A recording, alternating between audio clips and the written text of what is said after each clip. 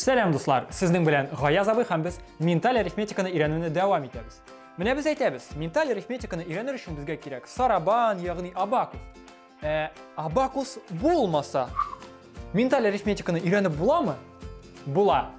Men sizni hozir o'rgataman. Aytagizlar, qo'llarimizga e'tibor eting. Bizning bosh barmoqlar ayrilib turadi. Hamondan qolib bartog'in 4 barmoq qari. Biz qo'llarimizni abakus bilan chag'ishtirib keta olamiz. Bosh barmoq ul ko'k tiymasi, qolgan 4 barmoq yer tiymalari. Oddiy o'rnak. Masalan, bizga 1 ga 2 ni qo'sharga kerak. Abakusda shekilli 1 ga qo'shamiz 2 ni. Bizning kelib chiqa 3 soni. Qatlovliroq o'rnak.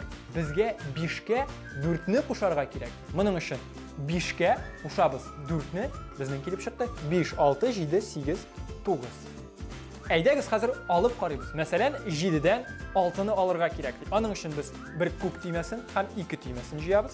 Ham olamiz 1 ko'k tiymasin, ham 1 yer tiymasin. Bizning qola 1.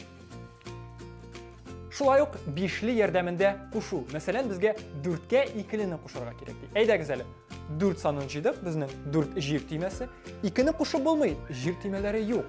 Shunga ko'ra biz 2 o'rnina 5 ni qo'shamiz. Lekin bizning 5 2 dan 3 ga zo'rroq, ham 3 bizning ketarga tegish. 4 ga 2 ni qo'shsak, bizning kelib chiqa 6 son. Ko'rganingizcha, abakus sizda mental arifmetikani o'rganib bo'ladi. Lekin bir-birini esda qoldirishga kerak. Bosh barmoq u bizning ko'k tiymasi, qolgan 4 barmoq yer tiymalari. Matematika u bek oddiy fan. Ani bartik yaratirga g'ana kerak. Matematikani yaratsangiz, matematikada sizni yaratacak. Like qo'yingiz, yoziling'iz, kelasi uchrashuvlarga qadar.